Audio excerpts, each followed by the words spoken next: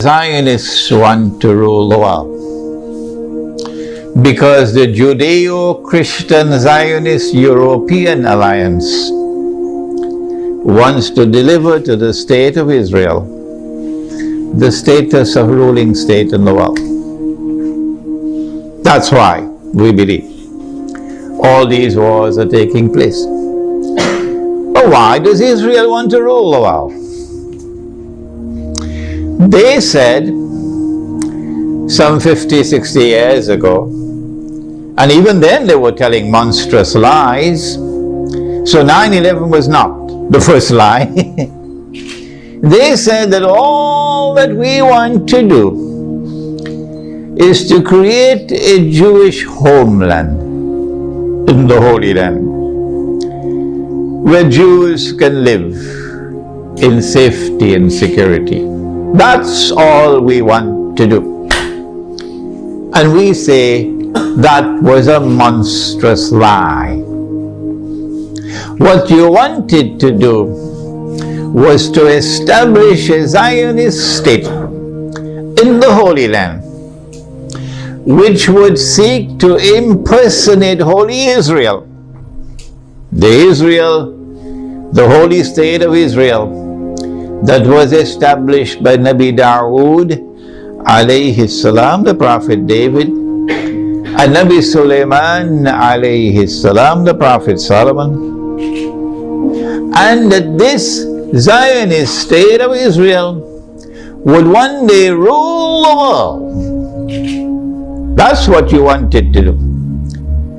And you want Israel to rule the world so that one day,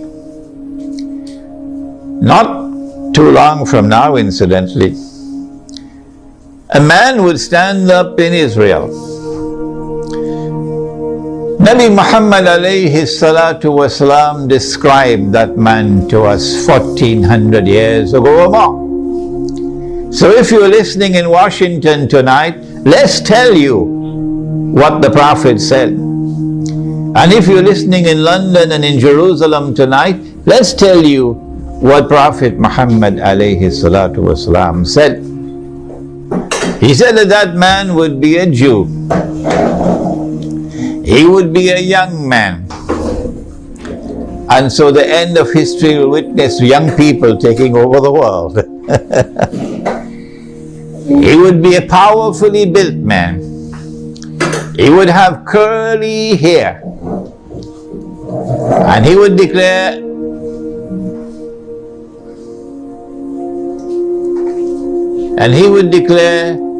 I am the Messiah. But that would be a lie.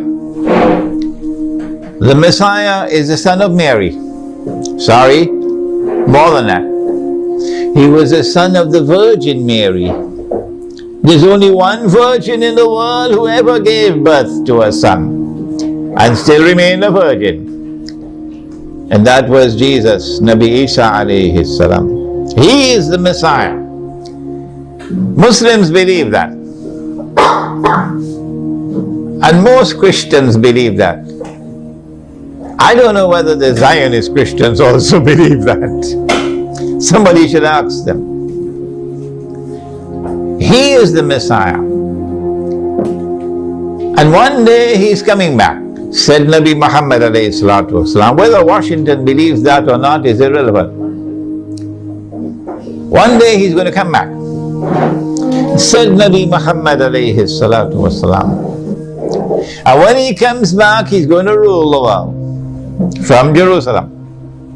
That is in the hadith, because he would be Hakimul Adil, a ruler who will rule on the basis of justice. Those who today rule the world do so with injustice. That's why they want this Israel to rule the world. Because that man who says, I am the Messiah, would not be the son of the Virgin Mary. No, said Nabi Muhammad alayhi salatu wasalam, he would be Al-Masih ad-Dajjal, the false Messiah, the Antichrist. Every Muslim knows about him. Most Christians know about him. I don't know about the Zionist Christians. And so lots of people know this subject. And that moment when that man is going to rule the world from Jerusalem appears to me to be around the corner. Maybe 20 years, maybe 30 years. And so this is why they want to attack Iran. We want to begin our analysis tonight by pointing out that there is a moral foundation to the law of war and peace. And that moral foundation is that you do not launch wars unless there is a just cause for it. Iran has not done anything. Iran has not attacked Israel. Iran has not launched any missiles on Israel. Iran is not waging war on Israel. And so, in accordance with your Israeli law of war, which has an immoral foundation, no morality attached to it, you have the right to wage war against the people unjustly. And so, an attack on Iran would be unjust war. It would be an act of dhulm, in using the language of the Quran, an act of wickedness. Those who launch the attack would be a people who are committing monstrous sin. But I want to say something more. To those who are beating the drums of war in the Arab world and who are looking forward to the attack on Iran, that you are beating the drums of unjust war. And when the attack takes place, you will be committing the same sin as supporters of the war, as those who are themselves perpetrating the war. And shame on you! Shame on you, we say to you, straight to your faces, from here in Malaysia, that if you support the attack on Iran, you are supporting unjust war. You are yourselves a party of dhulm. And Allah does not provide guidance to the people who commit dhulm. One of the reasons why many Arabs, not all Arabs, not at all, but many Arabs are beating the drums of war, looking forward to an attack on Iran, is because Iran is Shia.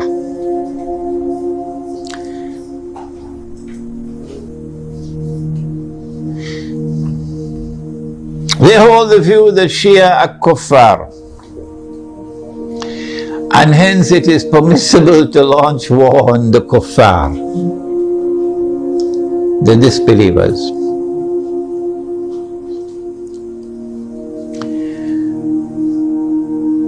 How can you come to this conclusion, the Shia are kuffar? If the Shia are kuffar, then there must be some ijma'ah or consensus of opinion on that subject. That consensus has never been achieved in 1400 years. Why? How can we say so? Here is proof. This is not the only proof, but this is adequate. That no regime in control of the Hijaz, in control of the Hajj, in our history that we know of, has ever prevented the Shia from performing the Hajj. As a consequence, we say, it is too late in the day now for you to come with any manufactured arguments declaring the Shia to be kuffar. Yes, we agree that it is an act of profound misguidance to declare that Abu Bakr Siddiq radiallahu ta'ala anhu was a usurper, and that Umar Farooq radiallahu ta'ala anhu was a usurper, and that Uthman Ghani radiallahu ta'ala anhu was a usurper. Three of the foremost companions of the Prophet alayhi salatu wasalam. It's a massive vote of no confidence in the Prophet himself alayhi salatu wasalam. And we say of those who insist that these three companions of the Prophet alayhi salatu wasalam were usurpers, we say you are profoundly misguided. But we never say that you are not Muslims. You still are our Muslim brothers. And so the argument that the Shia are kuffar and hence it is permissible to launch war on them is invalid. But secondly, does the religion of Islam say it is permissible to wage war on kuffar? Where did you learn your Islam from? Mars or Venus or Jupiter? Huh? This is the religion of Islam. Truth is from your Lord. فَمَنْ شَاءَ فَلْيُؤْمِنْ وَمَنْ شَاءَ فَلْيَكْفُرْ. Whosoever wishes is free to accept, and whosoever wishes is free to reject kufr. لَا إِكْرَاهَ فِي الدِّينِ, says the Quran. There is no compulsion in matters of religion. And so you are not permitted in Islam to wage war against any people because they are kuffar. No. There is a version of Islam today which has emerged in the world, which seems to have originated in Saudi Arabia with Sheikh Muhammad Abdul Wahhab. It used to be called Wahhabi, it's now called Salafi, and I have students of mine who are Salafi, and they are my students, which can best be described as a Protestant version of Islam. Protestantism in the modern world is a conception of religion which reduces religion to texts, and which interprets texts literally.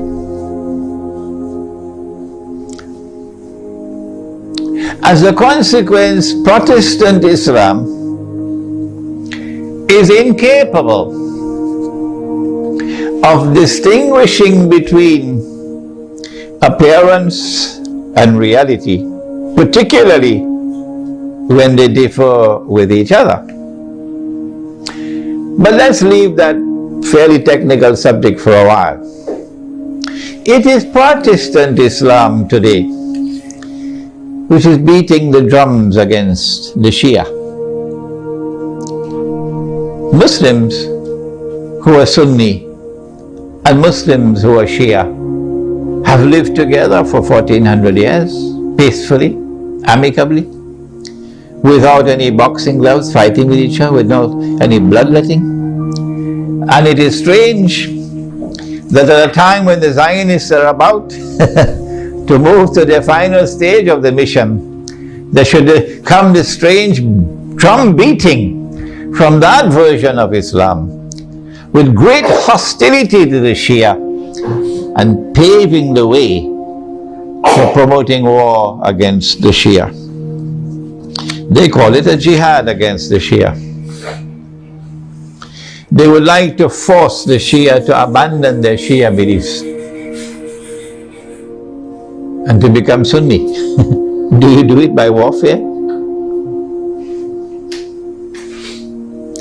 Actually, although they themselves may not understand it,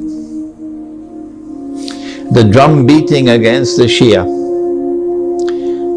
and the attack which is about to be launched on Iran is located in a larger framework, in which those who are waging war on Islam are seeking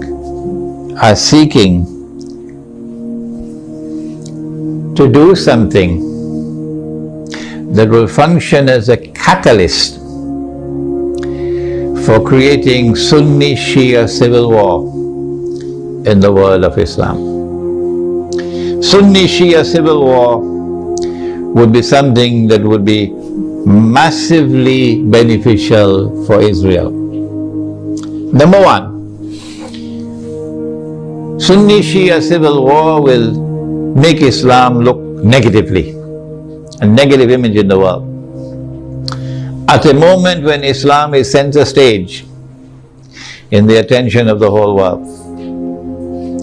Number two, Sunni Shia civil war in Islam, Sunni versus Shia, would function as a diverting attention, both Muslim and non-Muslim attention, away from the plans of the Zionists to rule the world. Thirdly, Muslims fighting against themselves will obviously lead to a loss of power. Our power will decrease, and that will be strategically advantageous for Israel. But most important of all, if an attack on Iran provokes Sunnis to be so foolish as to turn in hatred against the Shia, and provokes Shia to be equally foolish to turn in hatred against the Sunni, then that Sunni Shia civil war, and I hope none in our audience here tonight is so stupid, it will allow that Sunni Shia civil war to destabilize very important parts of the world of Islam, where there are significant Shia communities living amongst the Sunnis. Before we turn to identifying those areas which can be destabilized and advantageous for Israel, let us conclude this section by asking, how should Sunni Muslims around the world, who I hope would listen to this lecture, how should Sunni Muslims respond to an unjust Israeli and NATO attack on Iran? Number one, Sunni Muslims must follow the guidance of the Quran and the guidance which has come from Nabi Muhammad alayhi salatu wasalam, and not follow CNN and Al Jazeera. And you must support the victim of aggression, walau ala anfusikum, even if the victim of aggression is not your friend. In this case, he's your Muslim brother. You must support the victim of aggression, and you must condemn the aggressor. That is the first response. Iran will be a victim of aggression, and Israel will be an aggressor. How should Pakistan respond if Israel attacks Iran? And I hope the Pakistani people are listening. How should Egypt respond if Israel attacks Iran? Pakistani Muslims and Egyptian Muslims must ensure that they, the people, don't wait on the governments and don't wait on the armed forces. The people must respond by showing massive popular support for Iran as a victim of aggression, and must clearly condemn not only those who wage war on Iran, but also those who support those who are waging war on Iran, with particular reference to the government of Saudi Arabia. Number two, so we have dealt briefly with the Sunni-Shia civil war problem. War on Iran, and my gosh, look how much time has gone. War on Iran obviously is going to impact on the world economy. Number one, on the price of oil. Not only because Iran is a major supplier of oil, but also because Iran is located in that basin that the Iranians call the Persian Gulf and the Arabs call the Arab Gulf, and they're still fighting over the words. This is the oil basin, and the river Euphrates enters into this basin. And Nabi Muhammad ﷺ told us 1400 years ago that the river Euphrates will uncover a mountain of gold. I suggest that you don't wait for the metal.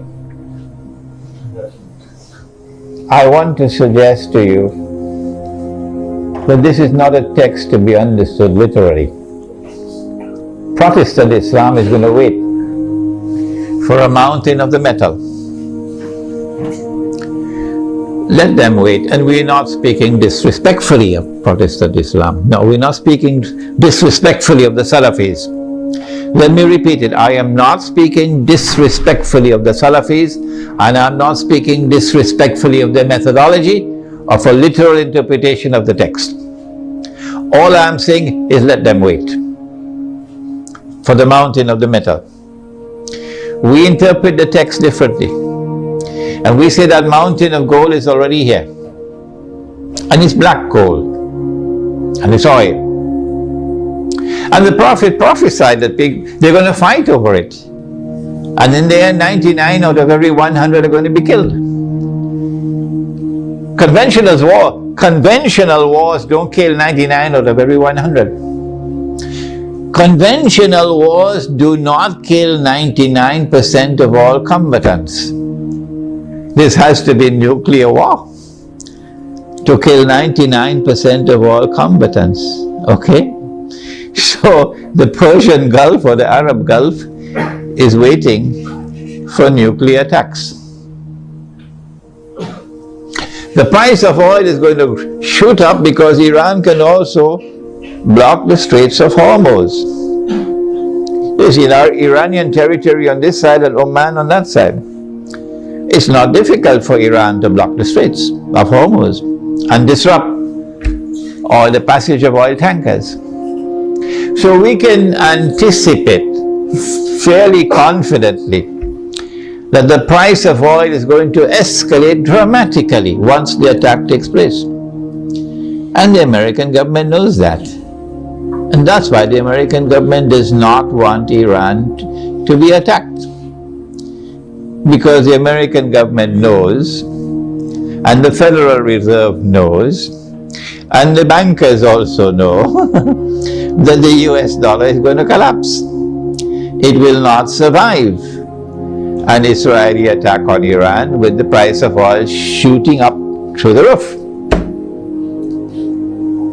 And if the US dollar collapses, of course, they're going to have to demonetize the US dollar. It will no longer be legal tender. They have to have something in place. They probably already have something to replace it, but at a fraction of its previous value. The American economy is going to collapse. Large numbers of white Americans are going to lose their wealth. And many of them are going to be listening to this lecture. There's going to be chaos in the United States when the economy collapses. There can be riots in the United States, and they're already anticipating that. And so an attack on Iran would lead to economic, financial, and monetary consequences that will be disastrous for the US economy. Iran wants to become the new, Israel wants to become the new ruling state in the world. And for that you have to go to my book. Will someone kindly give me a copy of Jerusalem in the Quran? You have to go to my book Jerusalem in the Quran for the Islamic eschatology. The Dajjal, when he's released on earth, will live for 40 days. The Prophet said, one day like a year, one day like a month, one day like a week, and all the rest of his days like your days. We said a day like a year, and Britain became the ruling state in the world. And the world experienced what they call Pax Britannica. It wasn't Pax at all, it was only war. And then came a day like a month over here, and the United States of America replaced Britain as the next ruling state in the world. And Pax Britannica was replaced with Pax Americana. And the British sterling pound was replaced by the US dollar. And we said, this is our opinion, that a day like a year came to an end and was replaced by a day like a month. This is the first time in our history that this hadith was interpreted this way. And now we are saying that a day like a month is coming to an end and a day like a week is commencing. And so there has to be a passage from the United States to a third ruling state. And 10 years ago when this book was published, we said the third ruling state is Israel. Israel wants to become the third ruling state. For Israel to become the third ruling state, the United States has to collapse. And so this is going to be the collapse of the economy. Not just the US economy, but more than that. With the dramatic rise in the price of oil, you're going to have a significant rise in the cost of living around the world. Transportation costs are going to escalate. Food prices are going to escalate. Energy prices will rise. And this is also going to affect the prices of manufactured goods. The poor of the world will sink as soon as Israel attacks Iran into greater poverty and in some cases destitution. In Yemen now, they can't afford to buy the cooking gas with which to cook. The middle class around the world will sink into poverty. And when there are so many poor, the majority of mankind in poverty, it's going to be easier. It is going to be easier to rule the world. With people who are too poor to organize themselves, to resist oppression and resist slavery. How should we respond to this impending economic collapse, financial and monetary collapse? How should we respond to the imminent rise of the cost of living around the world? How should we respond? My opinion, and I'd love to hear your opinion before we end tonight. My opinion is to go to that hadith of the Prophet sallallahu alaihi wasallam. He said about Akhirul Zaman, he said, if you have land, hold on to your land. You're familiar with that, aren't you? And he said, if you have animals, hold on to your animals. And then a man asks, O Messenger of Allah, what about if we have neither land nor animals? He said, sharpen your sword. Of course, CNN is going to call him a terrorist now. He said, sharpen your sword, because you're going to be dealing with chaos and anarchy and riots as people seek to survive by fighting each other for food. Where can we get land and animals to sustain ourselves in this impending collapse? The answer is certainly not in the cities. If you believe that you can survive in the cities and get land and animals in the cities, you should buy a one-way ticket to the moon. And so Egypt, I'm talking to you tonight.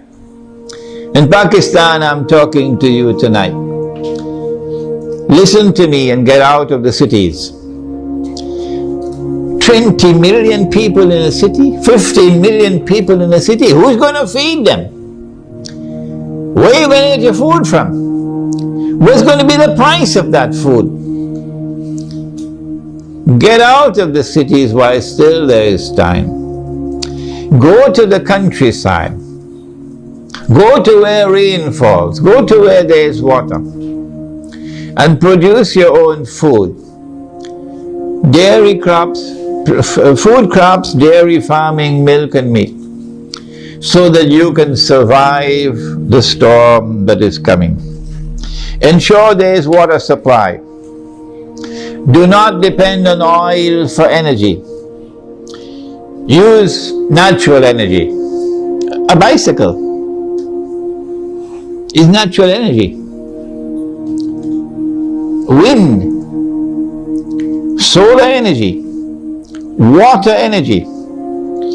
Number two, live in small communities, because small communities can more easily sustain themselves without having to be dependent on supplies of food from outside the communities.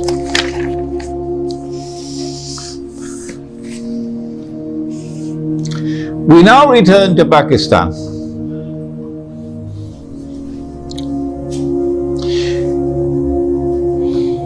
An attack on Iran can be launched simultaneously with an attack on Pakistan.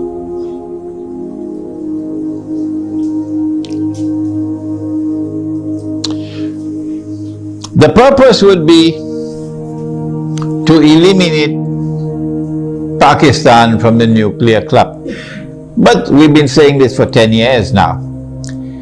When the attack on America took place in September 2001, we produced a booklet 2 months later, a Muslim response to the attack on America. That booklet is on my website. And in that booklet we said that those who planned and executed 9/11 had as their ultimate target Pakistan. And they put the blame on Afghanistan so that they could put their troops in Afghanistan, so that they'll be advantageously located for moving in on the final target, which is Pakistan. Why Pakistan? Why is Pakistan so important? The answer is Pakistan is a member of the nuclear club. It is the only Muslim country which possesses nuclear weapons. And according to the Bible of the Zionists, no Muslim country must be able to defend itself. The Zionist Bible says that no Muslim country must have nuclear weapons. But the Zionist Bible says Israel can have as many nuclear weapons as it wants. And Israel should be able to also use its nuclear weapons according to their moral law. And because Pakistan has nuclear weapons, Pakistan has to be denuclearized. Their strategy for denuclearizing Pakistan appeared to me 10 years ago to be to try to so destabilize Pakistan that there may be civil war in Pakistan, and then use that civil war as an excuse that we have to save the world from a nuclear holocaust. We have to save the world from nuclear weapons landing in the hands of terrorists. And so we have a mission. For the sake of mankind, we have to attack and invade Pakistan and destroy the nuclear plants in Pakistan and destroy the nuclear weapons in Pakistan, and also break up Pakistan into bits and pieces so it can never rise again. When that happens, of course, we must have a Zionist friend to take over and control all the pieces. And it is time for Muslims around the world to recognize, including Muslims in Iran, that Israel's most strategic partner, most strategic ally in the world today, after the United States, is India, with Saudi Arabia neck and neck behind India.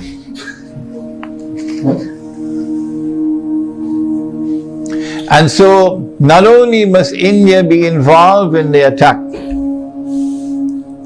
but also when the attack takes place on Pakistan, and if it succeeds, then in the sequel it is India who must now control the region on Israel's behalf.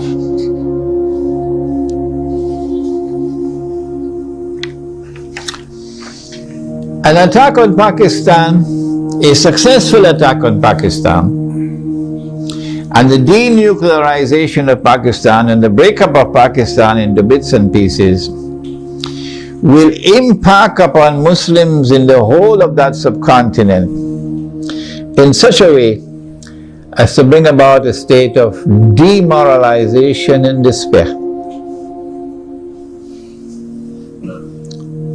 and send shock waves to Muslims in the rest of the world. That one of the largest Muslim communities around the world, in India, Pakistan and Bangladesh, have now come under the foot of Hindu India.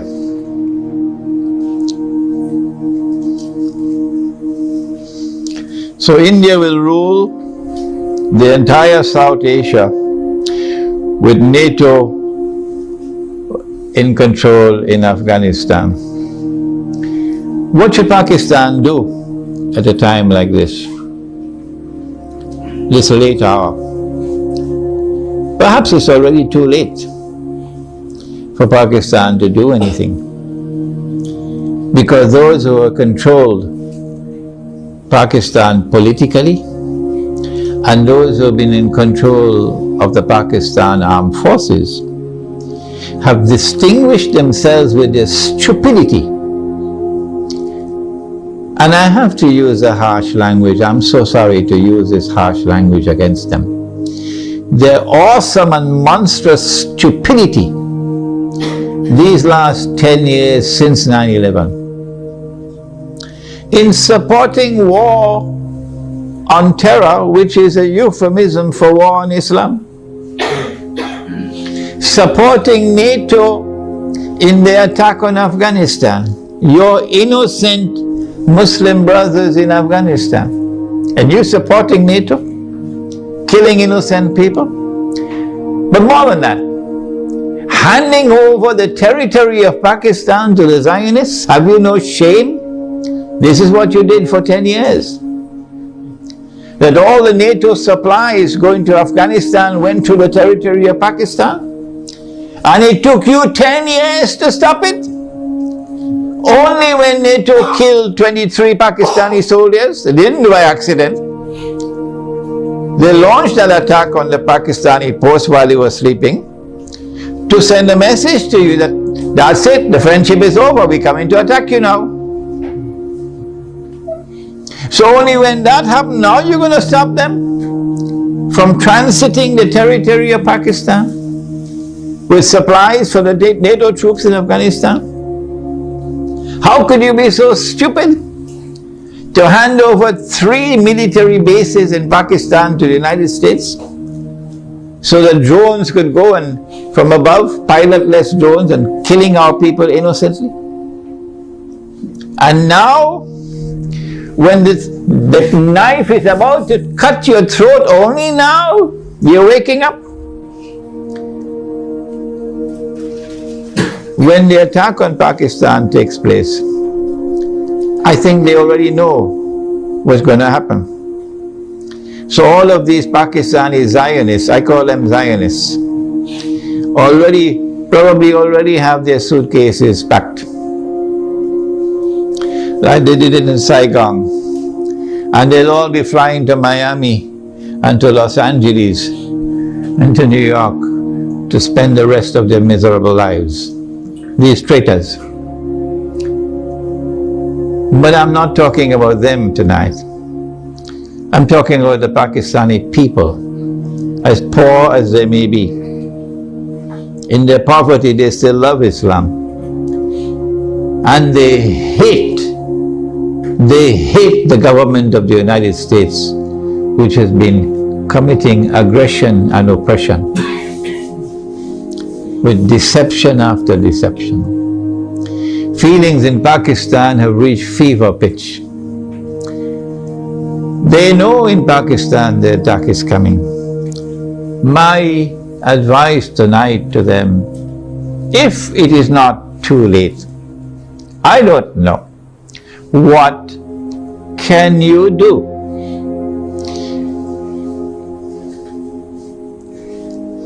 My answer is, if you are to win Allah's help, you got to put your house in order. You got to abandon those who are fighting over sectarian issues. Stay away from them. Get away from these people. Number 2, Allah made riba haram. Pakistan is miserably poor today because of riba. The paper that you're using as money in Pakistan, the rupee, is bogus, it's fraudulent, it's utterly haram, and it's a vehicle of riba. Your ulama in Pakistan have not been able to recognize that all these years. Go look for those scholars of Islam in Pakistan who can recognize that paper to be bogus and fraudulent and haram, who can recognize so-called Islamic banking to be delivering riba through the back door, who can recognize that membership in the United Nations organization and submission to the Charter of the UN is a recipe to slavery, who can recognize that membership in the International Monetary Fund, which prohibits the use of gold as money, is a recipe for slavery. Look for such scholars of Islam and follow them. And also for the people of Pakistan, get out of the cities, go to the countryside, and seek to produce your own food to sustain yourselves in a tomorrow that is coming that's going to be horrible. Let us now turn to implications for the United States of America. As soon as Israel attacks Iran, and my opinion is that Israel is not going to attempt to deliver a knockout blow.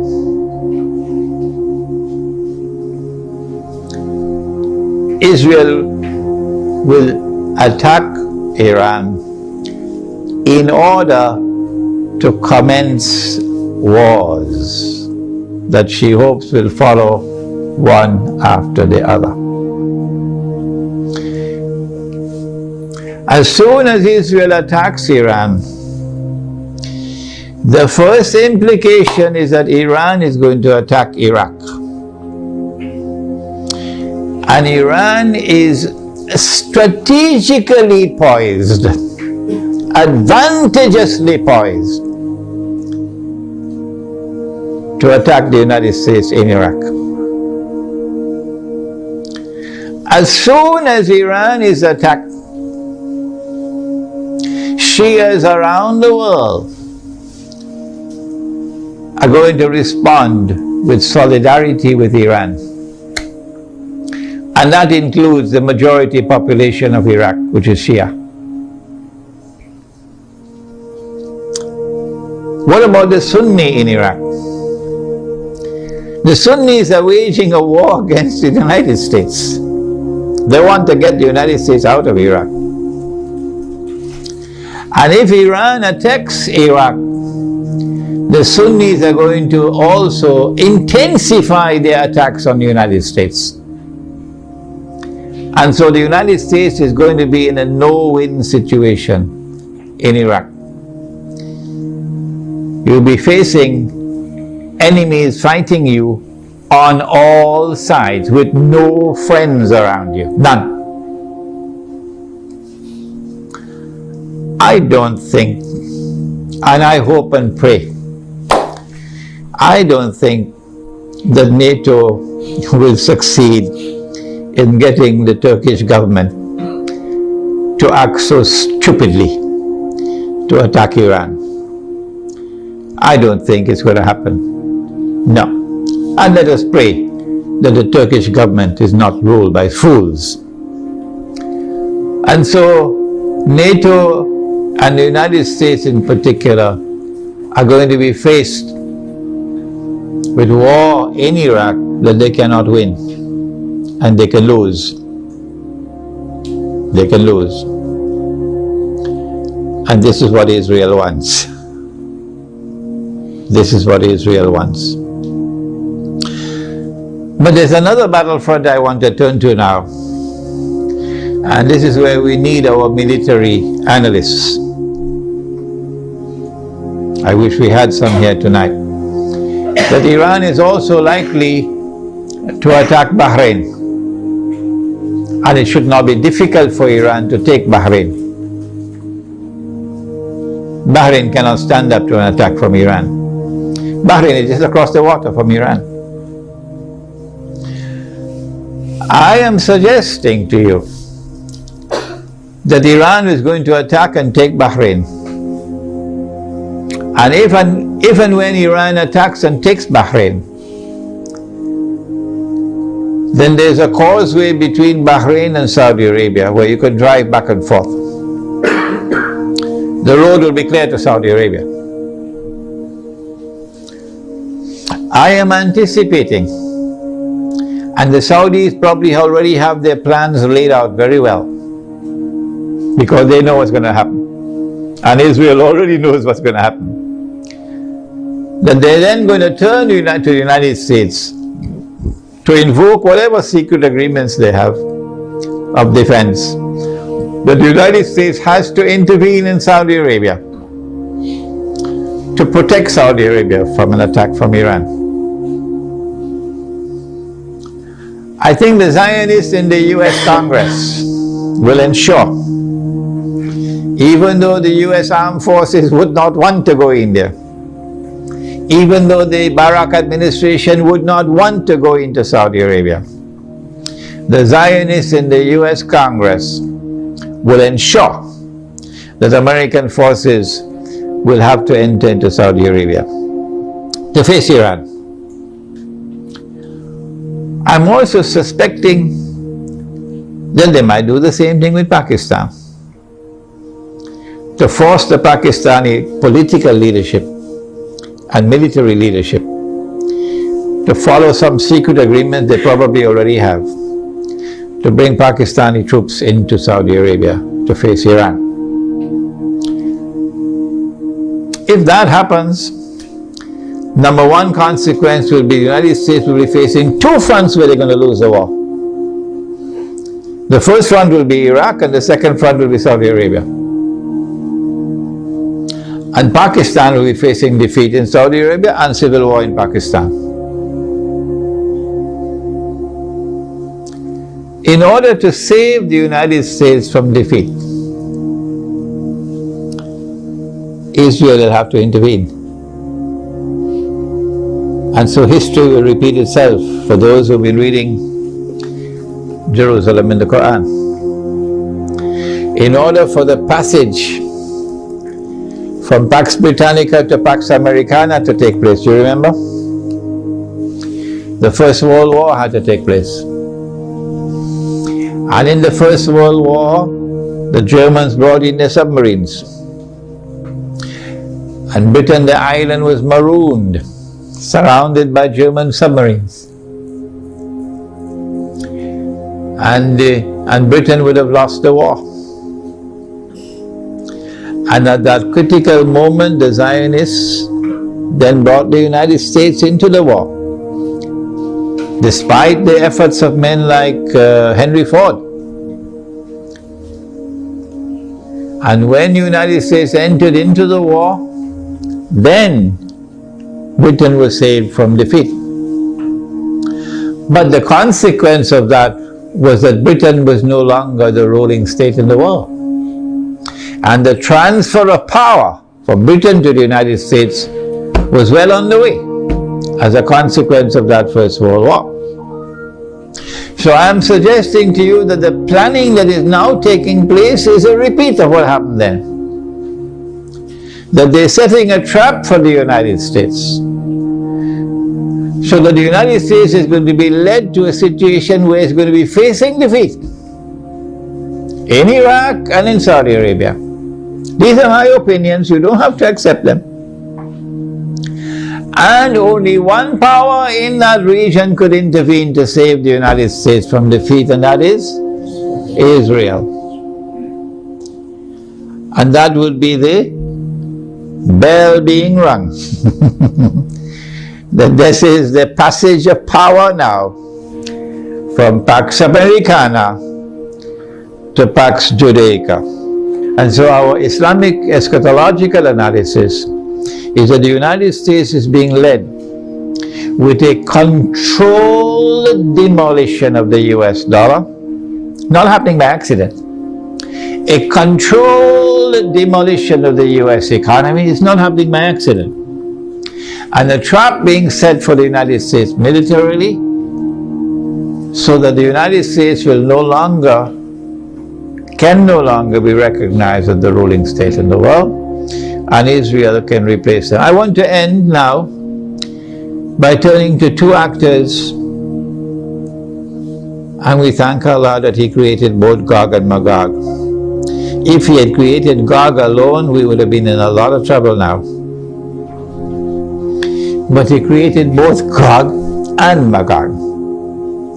And He gave both the Gog and Magog the power that none can fight them except Allah Himself. So if Gog and Magog turn against each other, they'll destroy each other, wouldn't they? I think that for Russia and for China, an Israeli attack on Iran, particularly if it involves the use of nuclear weapons, would be recognized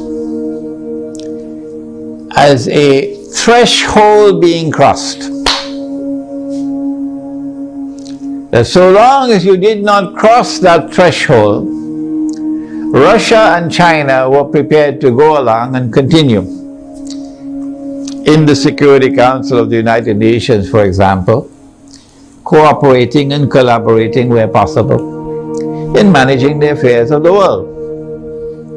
But once you cross that threshold, the implication for Russia and China is that you have crossed the point of no return. And that an attack on Iran is now going to inevitably lead to world war.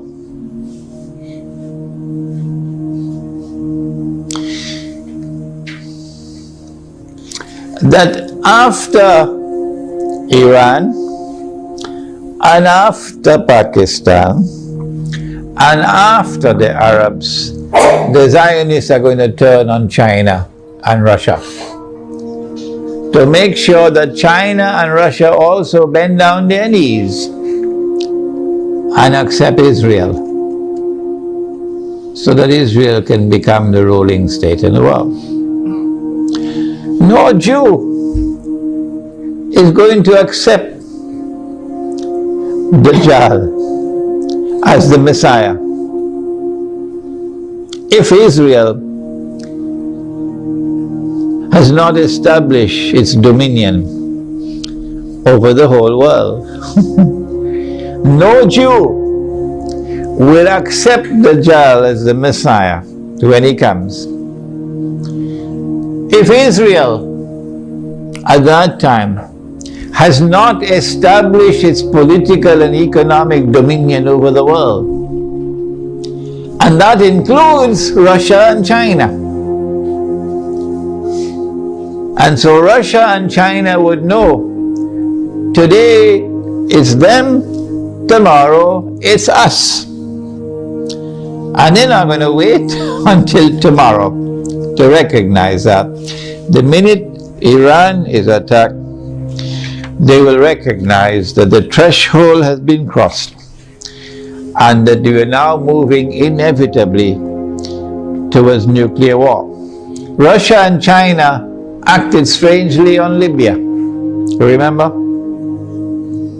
When the vote came to the Security Council, they abstained, knowing full well that if they abstain, the resolution will be carried, and that is the end of Gaddafi and end of the Libyan government. Why did they do that? I have asked the question. I have an answer, but I can be wrong. I felt that perhaps they knew what the plan was, and they wanted to let the Western world, NATO, to sink deeper and deeper into a quagmire, you know, like shifting sands, you can't get up. So eventually they will end up in the graveyard, and only then will Russia and China attack them. How are Russia and China responding to Syria at the moment? How will Russia and China respond to an attack on Iran and on Pakistan? My understanding is that Russia and China are going to be quite different in the way they have behaved so far in international affairs. Quite different once the attack on Iran takes place.